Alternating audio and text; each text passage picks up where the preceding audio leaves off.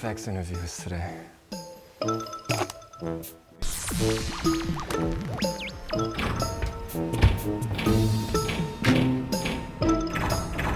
That's dope. All right, so FX is in town and we gotta interview them. That's dope. So come up with some fun stuff to do with them, all right? That's dope. Godspeed, Danny.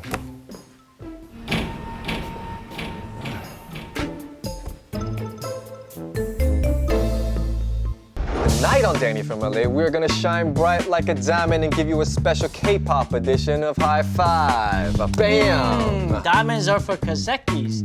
Danny here does some detective work on the newest member of K-pop girl group FX. Yup, it's gonna be a fun one, so let's start the show.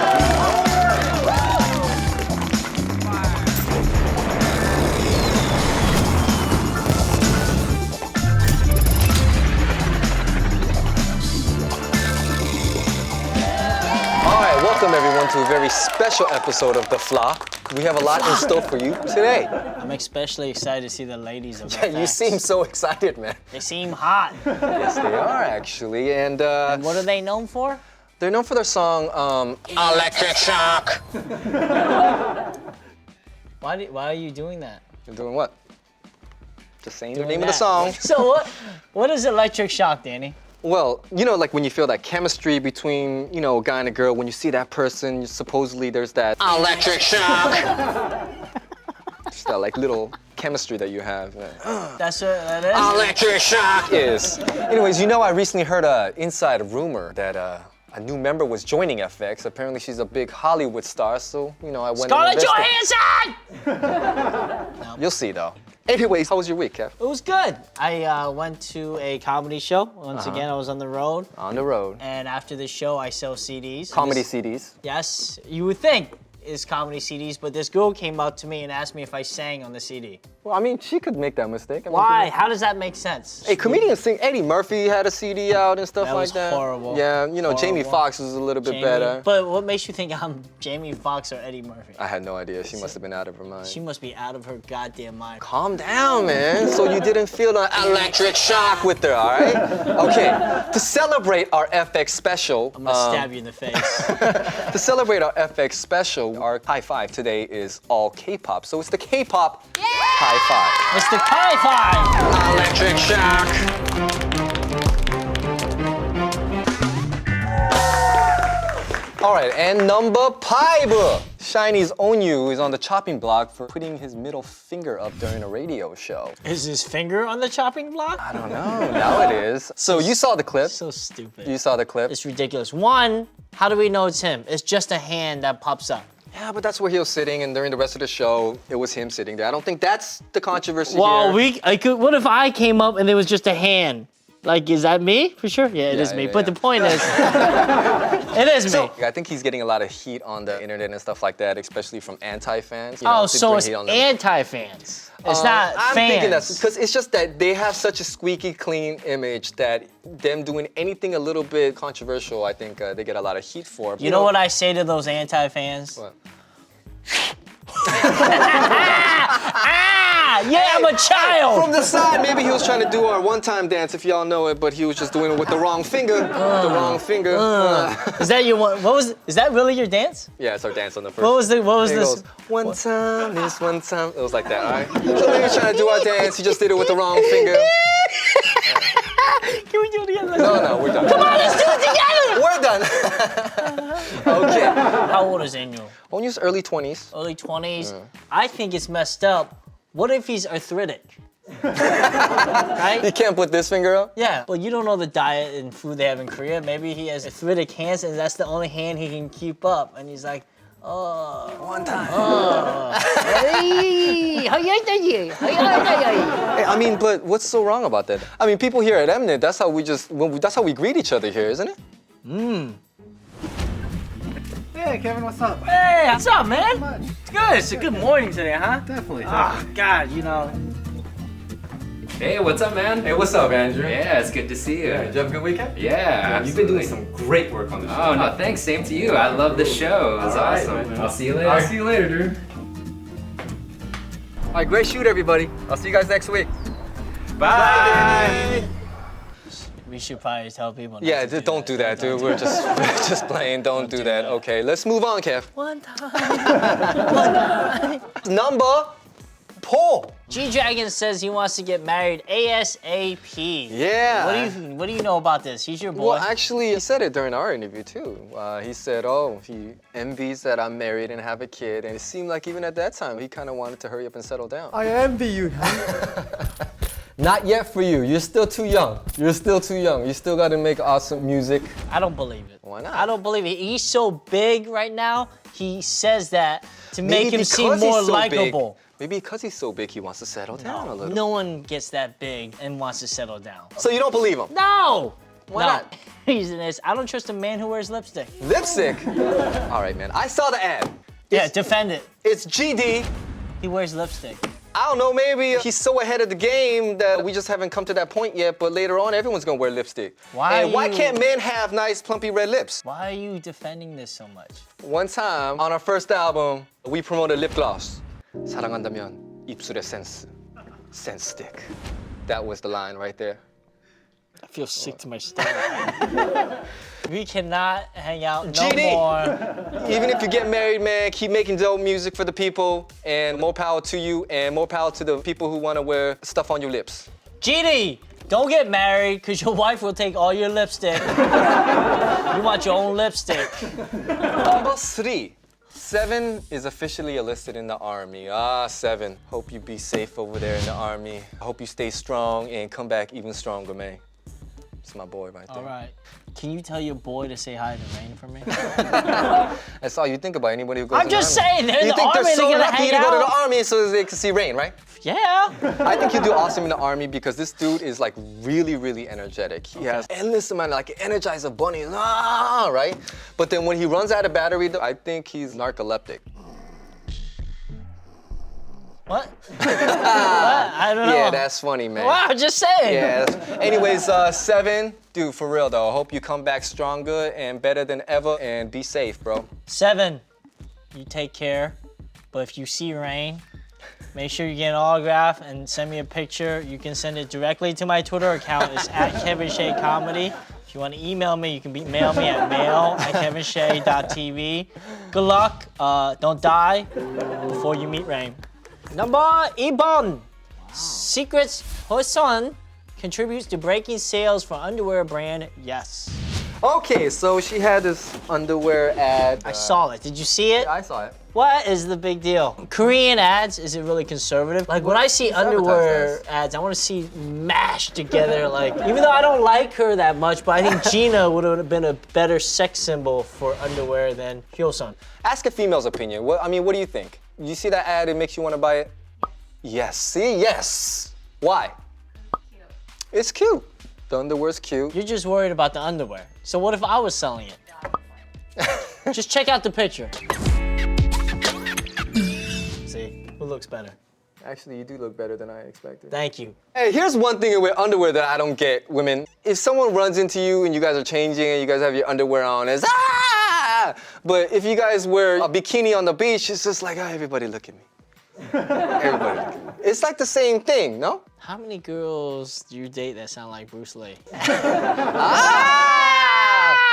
the reaction. I don't understand that. Someone let me know. Someone let me know. Okay, everyone, go check out Yes. Bye, Yes. Yeah, buy Yes. And 1번. Finally, Hwang Min-woo or Little Psy makes his singing debut. You saw the video? I did see the video. What do you think about the video? It's a little kid doing adult things. I think it was kind of wrong. I mean, if you see the video, the little kid, basically he's with girls his age in his birthday party, and I don't know what it is. A little 8-year-old kid wants older women or something, and then he goes to a club and he's licking his lips after he drinks his milk. I mean, it's kind of wrong. Only thing I think is inappropriate is that most Asian kids are lactose intolerant. So he probably shouldn't be drinking the milk. He shouldn't be in the club. 'Cause he might be you know, getting trying to sick. hit on older women now. Little kids might be going, mommy, where you want to go? The playground? Nah, I want to go club. You know, I mean. He's got some taste. So I don't know. I think it sends the wrong message to little 8-year-old First of all, people. I don't even think he's a little boy. He looks like a little midget. So you never know. Maybe he should be in the club. He could be 40. So he's drinking spiked milk? White Russian. White Russian? He's doing like the got milk guys. You know what I mean? Yeah, don't do that. That was the most inappropriate thing that just happened. All right, so Hwang Minwoo, be a better role model and don't make 8-year-old boys want to go to clubs. So that is this week's High Five, K-pop style. When we come back, I uncover the truth about rumors of FX's new member. So who was she? You'll have to wait and see, Kev. Ow. Electric shock, yo. Electric shock, yo. Nah, nah, nah, nah, nah, nah. You're watching Danny from LA? Only on and there.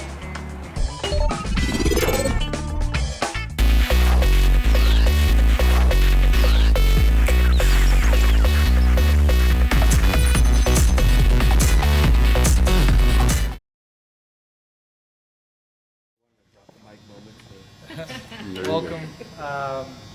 Obviously, a tough season didn't end the way we wanted, the way we expected, the standards that the Rockets organization and Mr. Alexander has set for years.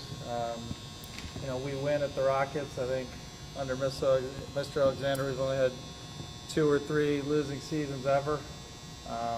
You know, we're here to win championships, so losing in the first round is not something that that you know we consider successful. So we're set up well going forward. We have top players in the league. We've got as much cap room as almost any team in the playoffs. We have young players who are improving. Clint Capella, Montrezl Harrell, KJ McDaniels up and down the roster. We've got all our draft picks going forward after this year. You know, we know we're going to turn this around. We know we're going to pick a great coach. Mr. Alexander's history on picking great coaches is pretty unparalleled. All of them have stayed 4 years. All of them have won a huge percentage of their games.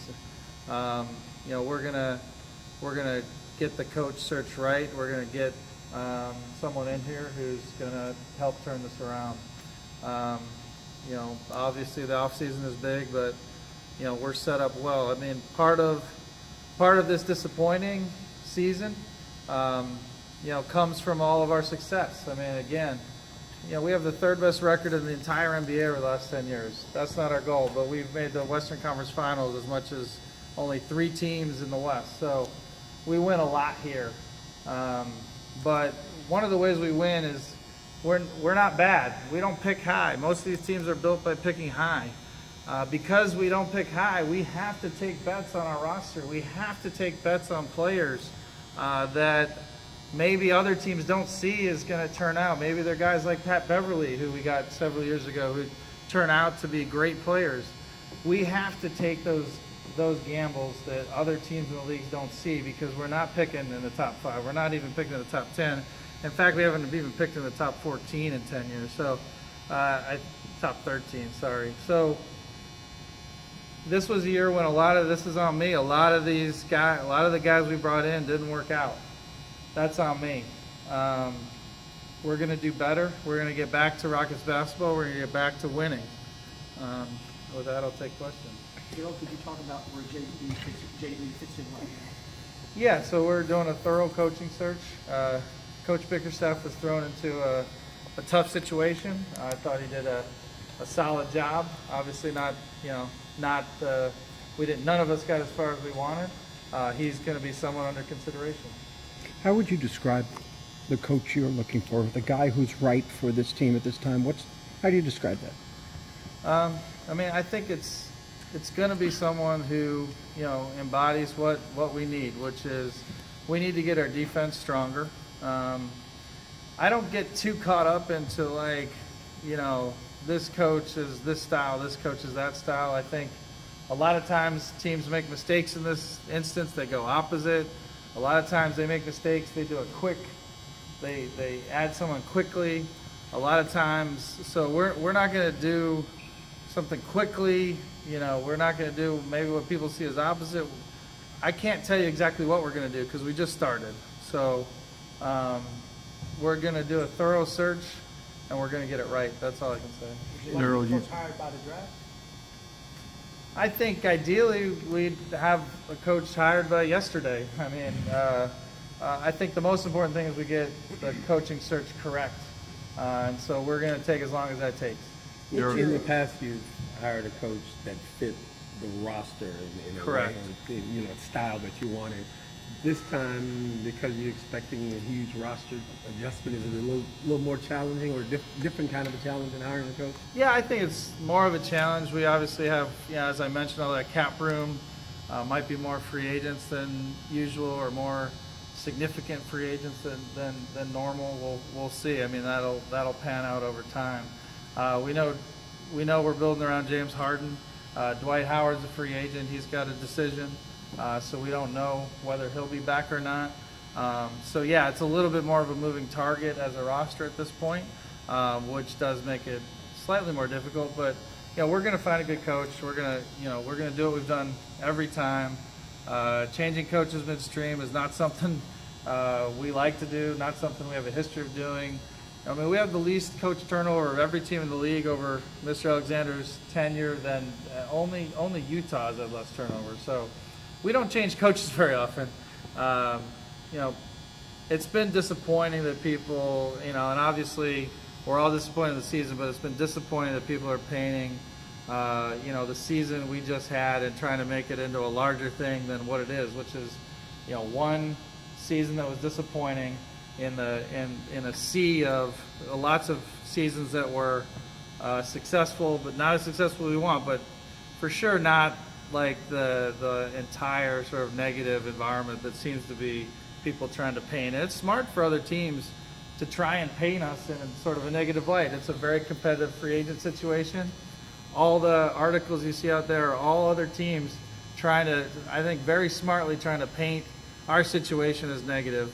But I think any free agent that looks at us, they're going to see the history of winning, third best winning percentage of the league over the last 10 years, almost no losing seasons. We win at a very high level. There's very few teams that can put their track record of winning against ours. You mentioned that Dwight is going to be a free agent. Has he or his representatives told you that? He has the option to be a free agent. Okay. That's what I should say. No, there's been no news there. He has obviously a player option that is up to him to whether take it. If he chooses that, if he's back, then that'll be great. We have a great center. So. Speaking of, you talk about painting the team in a negative light. Would you address the talk or whatever, the same kind of paint that players don't want to play with James Harden, or that'll be difficult for you to get players to play with James? Yeah, I mean, I think that's just very smart, strategic positioning. I had to address some of that last year when a certain owner was painting our team in a bad light. This year it's no different. I think it's very smart that other teams are trying to paint our players in a bad light. It's going to be a very competitive free agent situation. James Harden, I don't know who wouldn't want to play with him.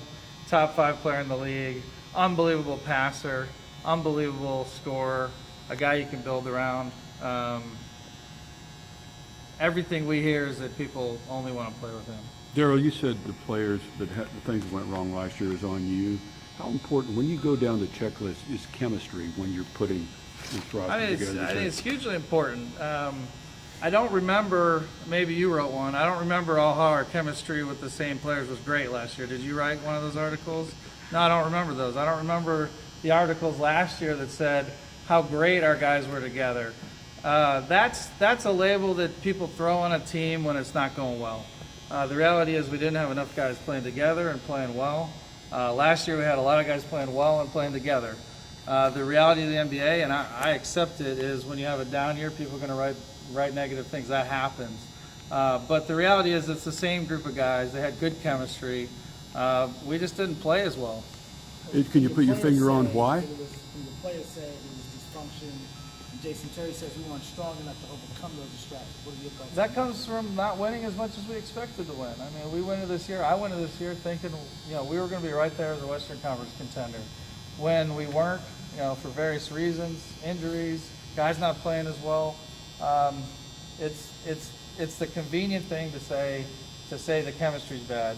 Again, I didn't hear anyone writing about how great our chemistry was last year, so I don't know how the same group of guys suddenly became bad chemistry. Well, not trying to question what Jason Terry says, because he's in the locker room, he knows. the reality is we lost games, so everyone's trying to figure out why we're losing games. And the reality is our defense was a lot worse, and a lot of that was, guys not playing, as well as we needed them to play.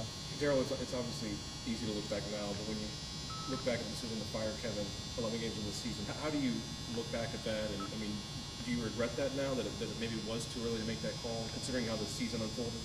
I think we made the best decision with what information we had at the time. We were losing by double digits at home to not good teams. We were a team that was trying to contend for the Western Conference championship, if not the overall championship. It wasn't working. We felt like that was the best decision at the time. I did think that we were going to turn things around more. We didn't. Do we know that that was the right decision? We don't. We don't know what would have happened if we hadn't done it. I thought JB did a very good job stabilizing things, getting us into the playoffs, making us competitive. I wanted more than that. I think we all wanted more than that, and it didn't happen. So the chemistry, I understand that, but I mean, whether it was the second half in Game 4, after it was tied to 6, or Game 5, I mean, there were a lot of no-shows. How do you view that as a GM in terms of? I view it, yeah, A, we didn't play well, but B, we're playing maybe the best team ever. So, I mean, it's I shouldn't get frustrated, but I'm just going to get frustrated for a minute. And that's, there are teams swept out of the playoffs, and we're not hearing about how they have a problem. There are teams that supposedly have great chemistry and great coaching situations that lost the same as us, and I don't hear about them. So, and they don't have our track record of winning. So, for me, it was a disappointing year. Obviously, expectations got us, and we want expectations. That means we have great players, and we're set up to win. But to go from those expectations to somehow, the Rockets don't know how to win when we've won more than almost any team in the league, it's frustrating. And the players want to be here. We have a great city. We got a great owner. We got great players to join. The players know that. We're not worried about free agency. And we're set up so well going forward. Daryl, was any light shed on the situation during the exit interviews? Were you getting to the bottom of? Yeah, I mean, we do those. I'd say the main goal of those is actually to set up the off season, to make sure guys are working on the right things, improving, give them their schedule. That said, we obviously do get feedback from them on what happened, the prior season, and at that, once you get to the last game, if you don't know what's going on, then you don't need to hear it in a meeting. So there's not a lot of enlightening information on that front, but we want to make sure guys are focused on what basketball skills and what part of their body they need to improve, give them their schedule for the summer. That's the main goal of those meetings. Do you have a plan? Do you have a plan on when you expect to talk to Howard about his future? I can't talk to him until July 1, yeah. So. What are your priorities as far as your roster is concerned right now? Is there something you would not get into? We have to shore up the defense one way or the other. That'd be the priority. I hate to be so vague, but it's early in the process. So. How important is it for you to get into the first round of the draft? Is that something you're looking to That's do? not. I mean, we always look to do that. We always look to maximize. We obviously had a trade that got canceled that got us into the draft.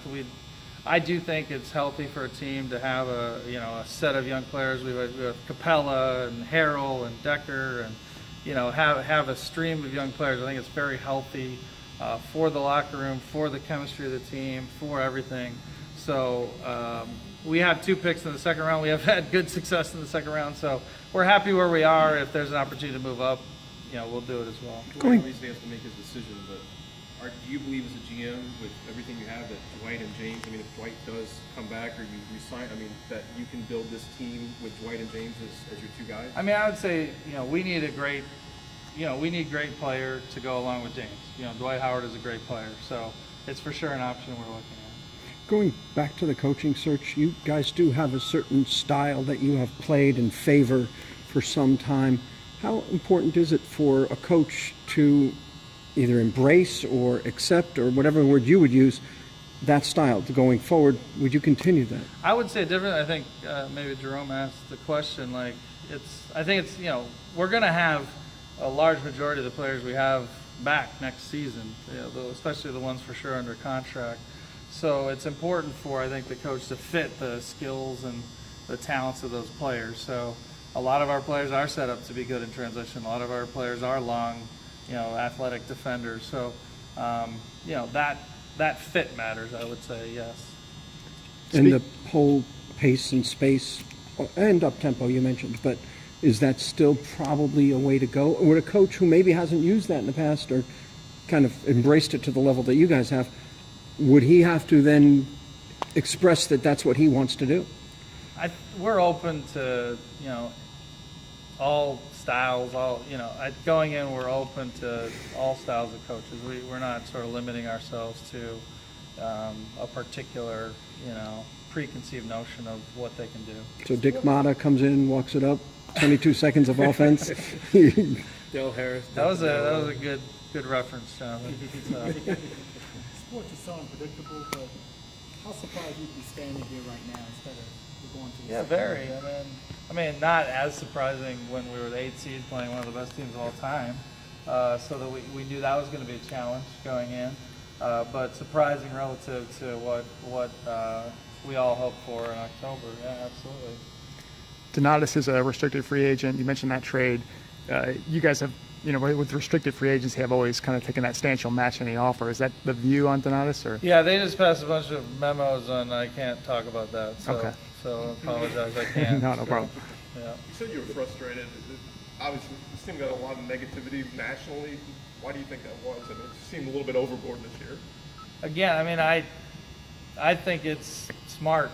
I think, it's a very competitive free agent situation coming up, and, being kicked while you're down, I think, is a smart strategy by, teams leaking things or trying to put stuff out there that make us look bad. Do you ever call them up and call them on it? Say, hey, what are you doing to these other teams? Yeah, I mean, I try not to do it. If I did that publicly last year, maybe we'll have to do something again. We'll see. So. By all means. Yeah, I'm sure I'll give you the first call. So. Anything else? Thanks. Appreciate it, guys. Thank you. Thank you, Daryl.